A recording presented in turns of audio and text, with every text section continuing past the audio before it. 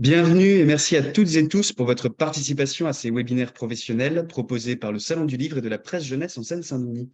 2 journées composées de plus de 80 rencontres avec l'édition de jeunesse. Nous sommes également heureux de vous inviter au salon qui s'apprête à ouvrir ses portes mercredi prochain, le 30 novembre, et qui se déroulera jusqu'au lundi 5 décembre à Montreuil. En tant que professionnel du livre et de l'enfance, il vous suffit de vous accréditer en ligne sur slpjplus.fr pour vous y rendre, en accès libre sur toute la durée de l'événement. Nous vous attendons nombreux. La rencontre qui commence s'intitule Sages comme des images, une nouvelle collection philo pour enfants. Et avant de laisser la parole à Charlie Renard, éditrice aux éditions Bel et Bien, je vous signale qu'il vous est possible de poser des questions pendant la durée de ce webinaire via l'onglet Q&R. Vous pouvez poser vos questions par écrit et Charlie Renard y répondra dans le fil de son intervention. Merci beaucoup. Bon webinaire. Bonjour à tous. Tout d'abord, merci beaucoup à l'équipe des webinaires du Salon de Montreuil d'accueillir la maison d'édition Bel et Bien, dirigée par Laetitia Vénia et Christine Spey, et en particulier la collection Sages comme des images que je dirige et que je vais vous présenter aujourd'hui. Je me présente, je suis Charlie Renard, je suis professeure de philosophie depuis 14 ans et animatrice d'ateliers philo pour enfants depuis 7 ans. J'ai toujours aimé la littérature jeunesse. Je me souviens, petite, aller au stand de mes auteurs et illustrateurs favoris pour les rencontrer. Et c'est justement en me formant aux ateliers philo pour enfants que j'ai rencontré Edwige Chirouter, professeure d'université à Nantes et titulaire de la chaire UNESCO pratique de la philosophie avec les enfants, dont les travaux de recherche portent notamment sur la littérature de jeunesse comme médiation privilégiée pour apprendre à philosopher. En tant qu'animatrice d'ateliers philo pour enfants, j'utilise énormément d'albums de littérature de jeunesse. Et j'ai pu observer à quel point certains albums étaient porteurs, étaient si riches qu'ils déclenchent chez les enfants de l'étonnement et encouragent une posture questionnante, propice aux philosophies. J'ai pu aussi constater que certains albums étaient moins appropriés à la médiation, ne serait-ce que par leur format.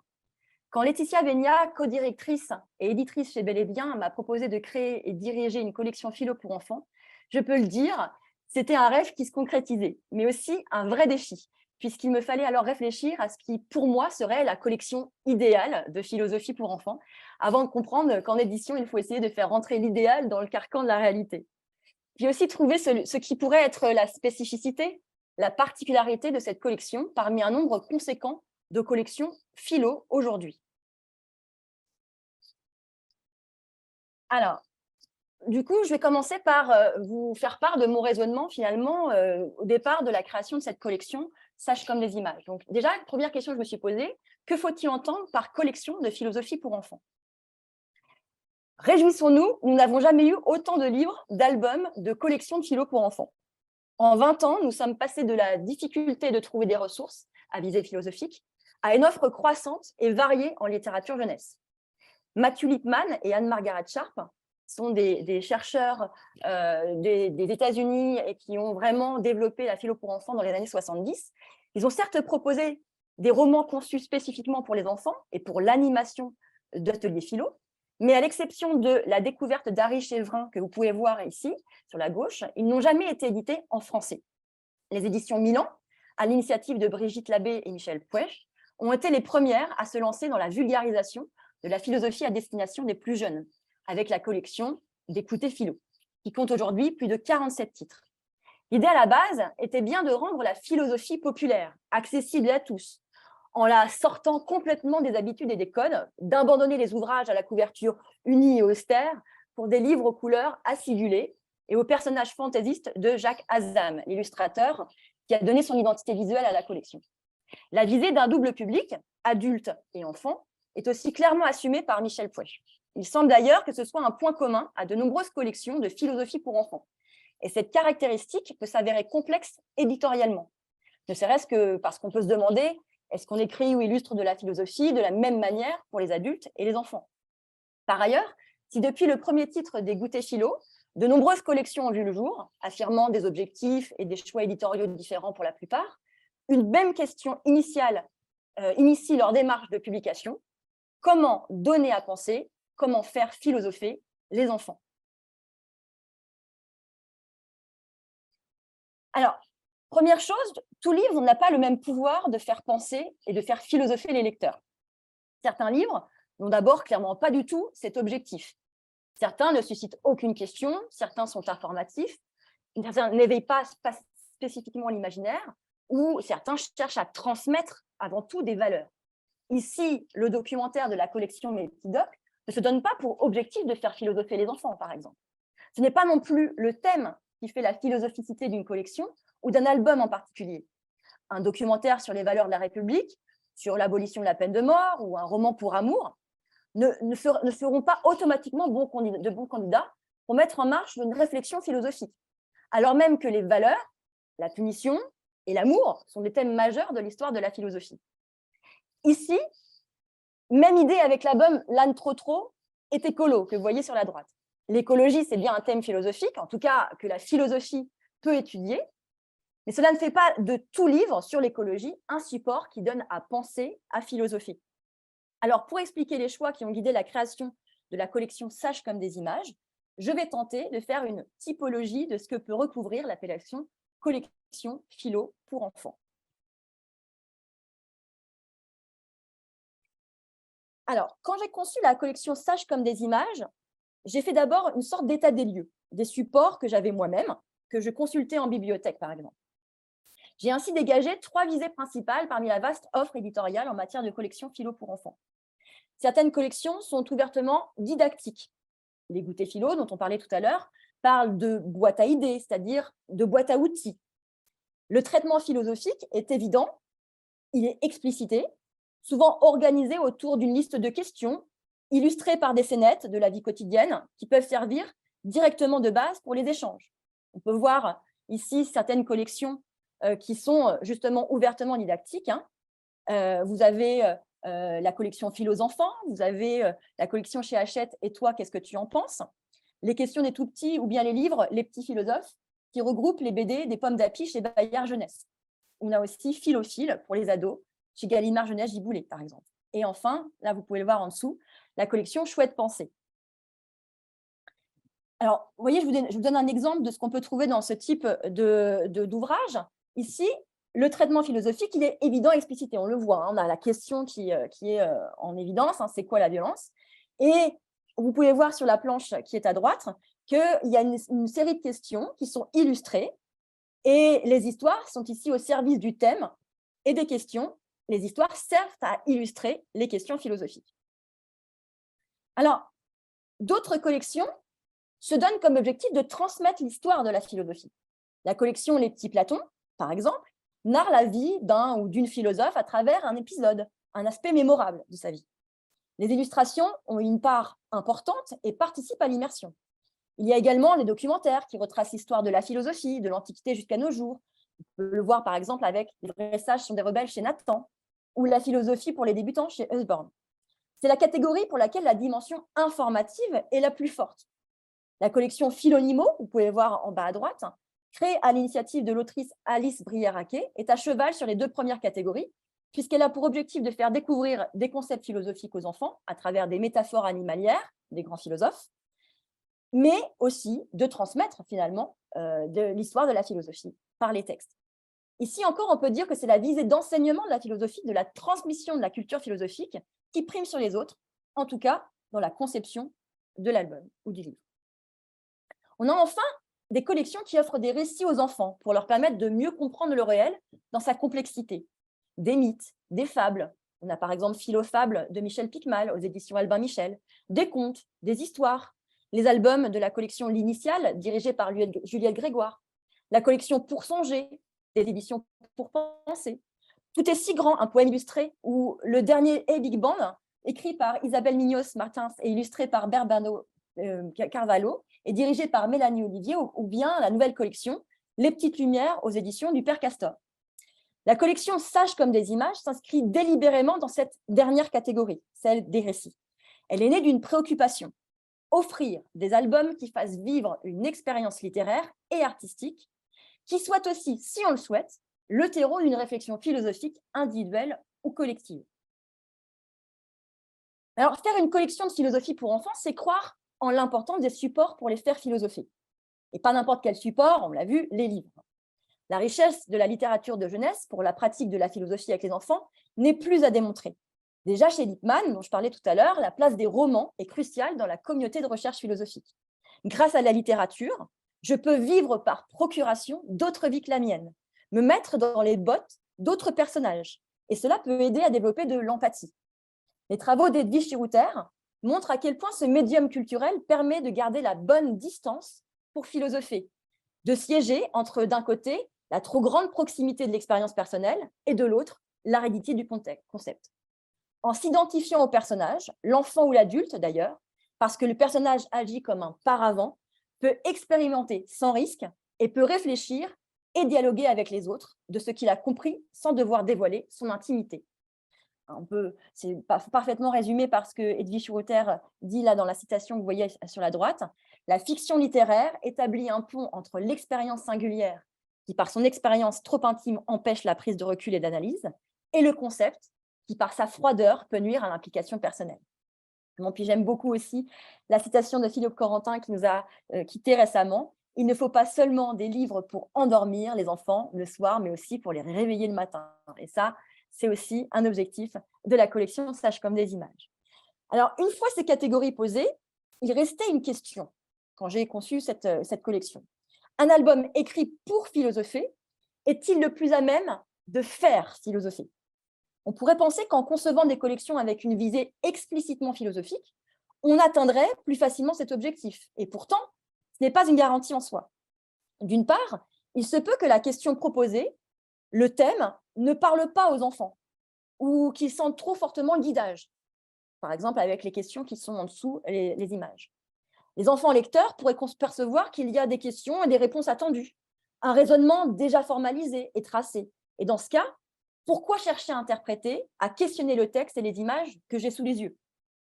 D'autre part, on remarque que beaucoup d'albums de jeunesse plébiscités comme support pour l'animation d'ateliers philo n'ont pas été pensés pour eux, pour les ateliers philo.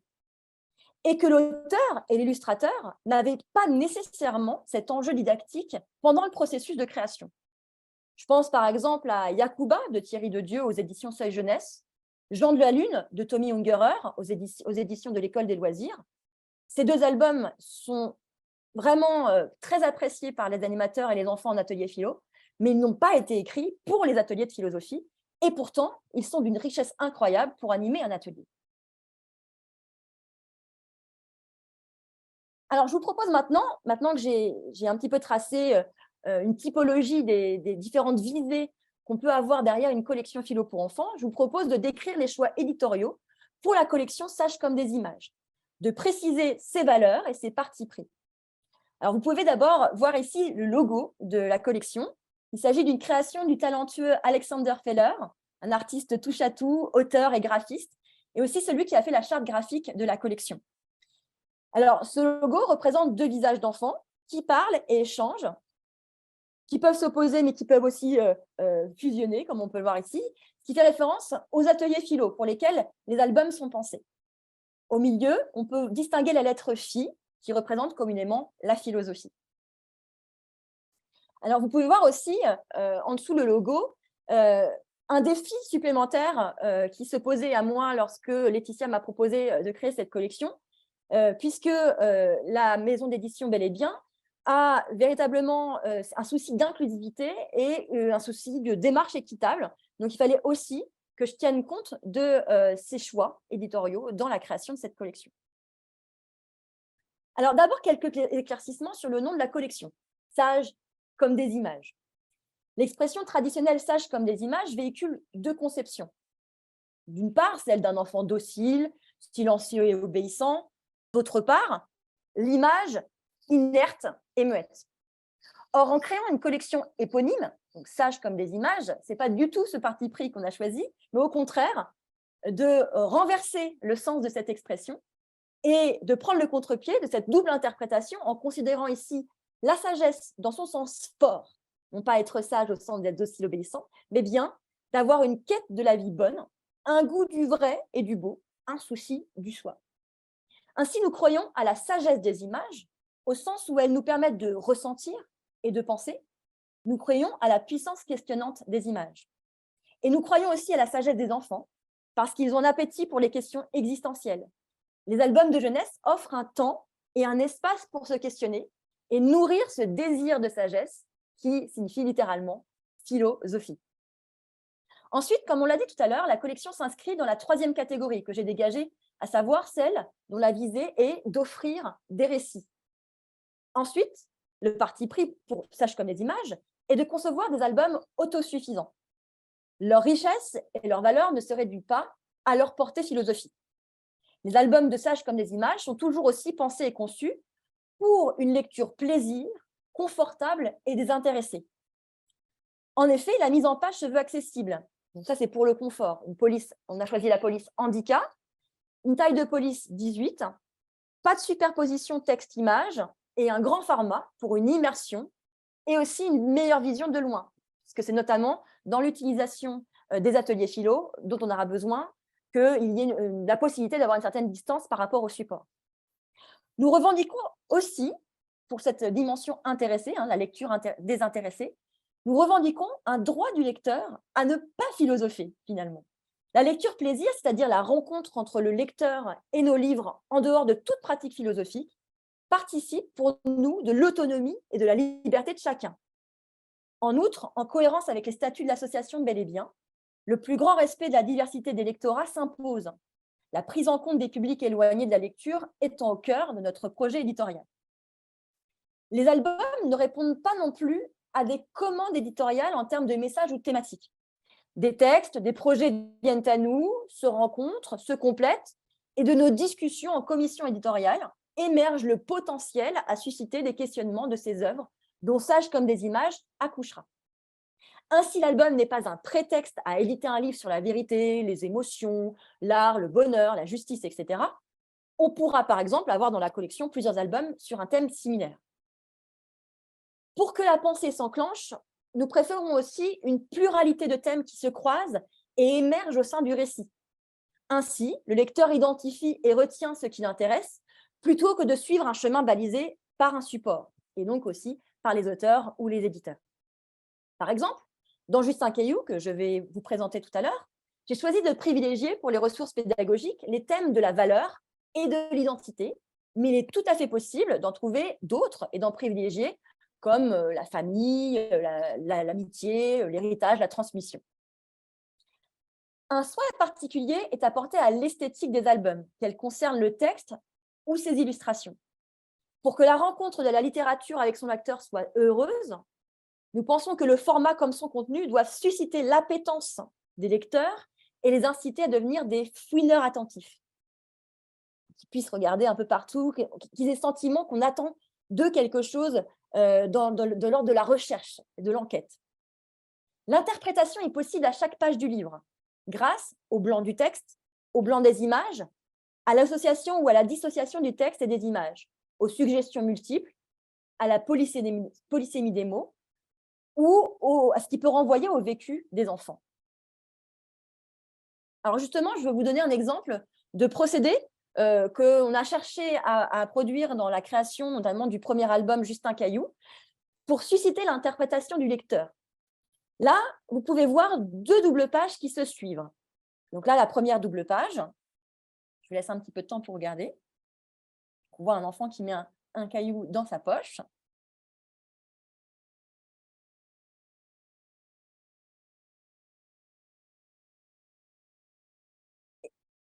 Et la double page suivante, c'est celle-ci. Alors là, forcément, on est en droit de se demander, mais pourquoi cette illustration après la précédente? Que s'est-il passé? Que se passe-t-il? De quoi s'agit-il? Maintenant, si je mets les deux illustrations côte à côte, donc là, vous avez la première double page sur la gauche, la deuxième double page qui suit sur la droite. Et donc, on voit bien qu'il y a une coupure dans le récit.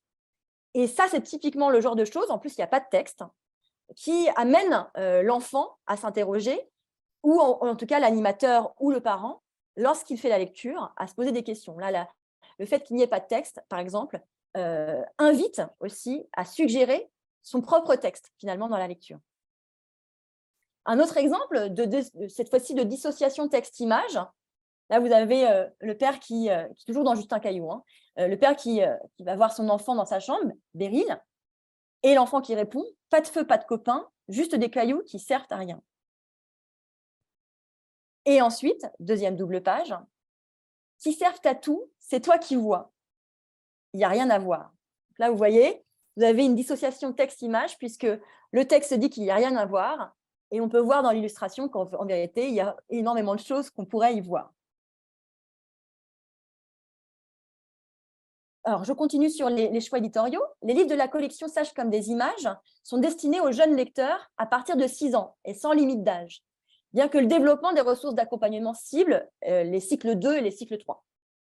La collection prend aussi en compte les prescripteurs et autres accompagnants adultes, parents, animateurs, animatrices, professeurs des écoles, etc. En leur proposant donc des outils en partie clés en main pour favoriser le cheminement de la pensée des plus jeunes, en mettant en jeu leur créativité. Donc en fait, en plus de l'album, il y a il y a des ressources pédagogiques qui seront téléchargeables sur le site de la maison d'édition et qui permettent justement de continuer, de poursuivre la lecture cette fois-ci en guidant le questionnement et en proposant des différentes activités qui mettent en jeu à la fois la réflexion, la créativité et qui suscitent aussi la dimension empathique chez l'enfant.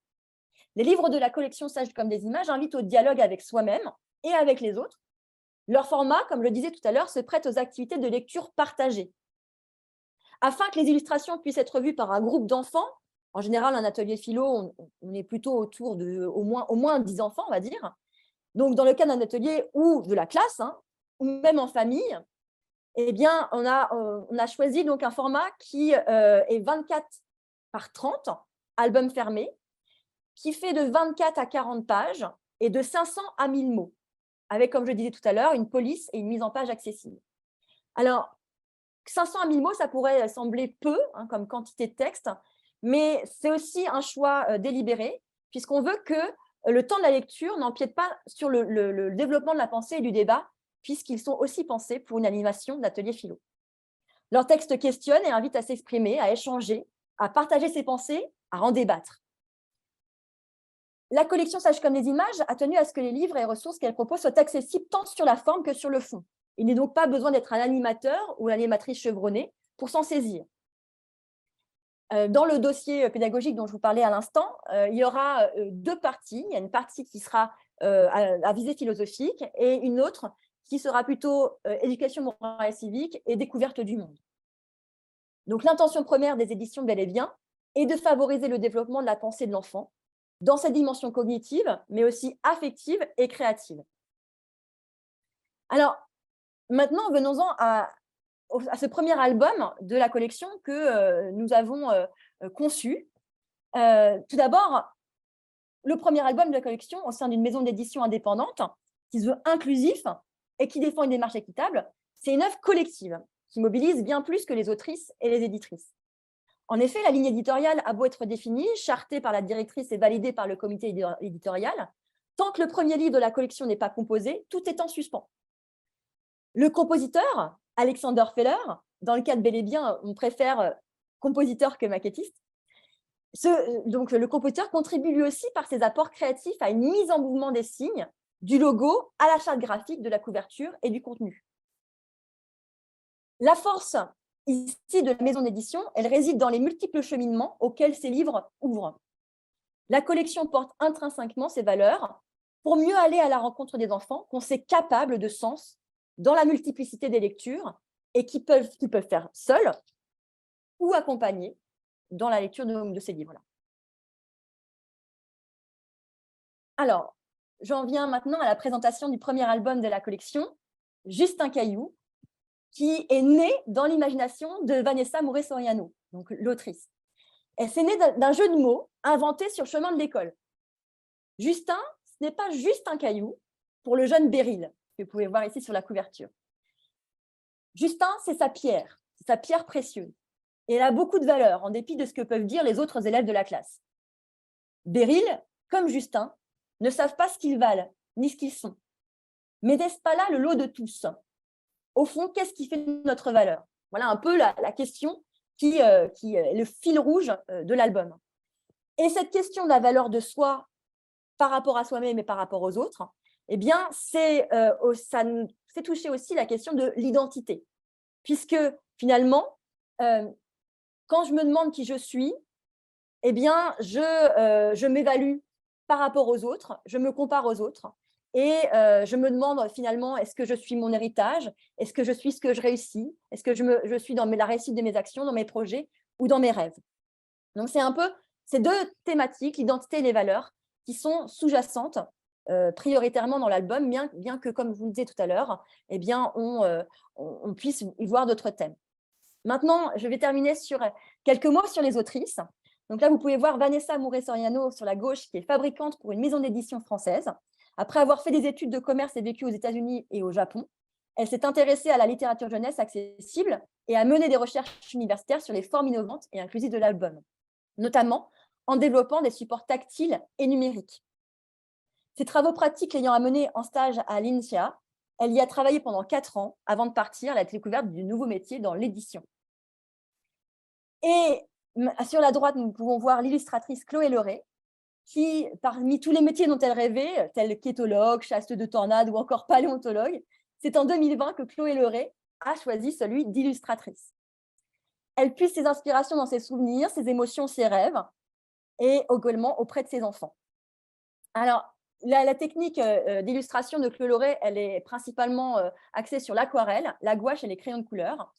Et elle passe énormément de temps, nous a-t-elle dit, à penser ses illustrations et ses médiums pour lui permettre un certain lâcher prise et une spontanéité qu'elle apprécie énormément. Je vais m'arrêter là pour qu'il reste quelques temps pour les questions, si vous le désirez. Je vous remercie beaucoup pour votre écoute et je vous écoute ou je vous lis.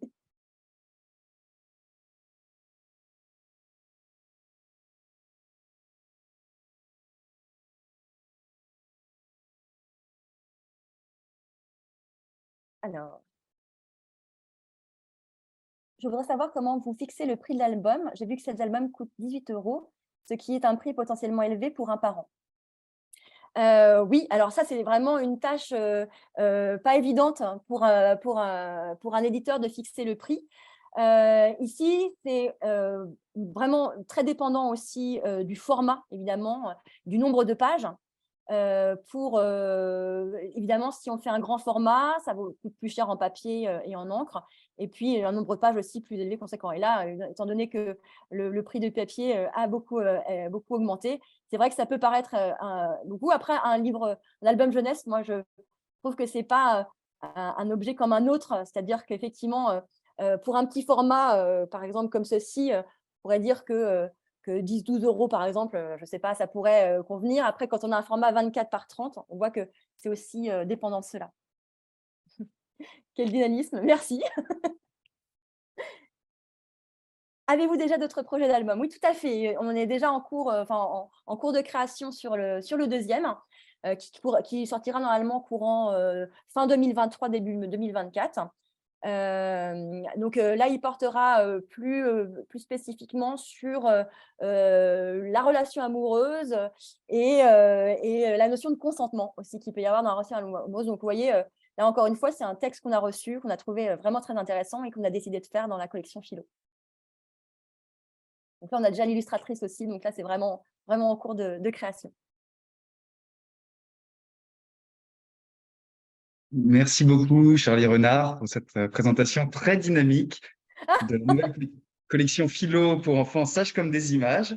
Merci à vous de l'avoir suivi. Les webinaires pro continuent toute la journée et demain. Et dans cette salle 3, nous avons rendez-vous dans un quart d'heure, 10h45, pour une présentation intitulée De la mémoire en littérature pour la jeunesse, racines, souvenirs, transmission. Merci beaucoup et bonne journée. Je rappelle que cette présentation sera disponible une semaine après la fin du salon sur Marcom, le site sur lequel vous vous êtes inscrit pour participer à cette présentation. Et enfin, je rappelle que nous avons indiqué l'adresse électronique de Charlie Renard est bel et bien dans l'onglet QR, beletbien.philo@gmail.com. N'hésitez pas si vous avez encore des questions et de l'enthousiasme à partager. Merci beaucoup, bonne journée. Merci beaucoup, bonne journée, au revoir. Au revoir.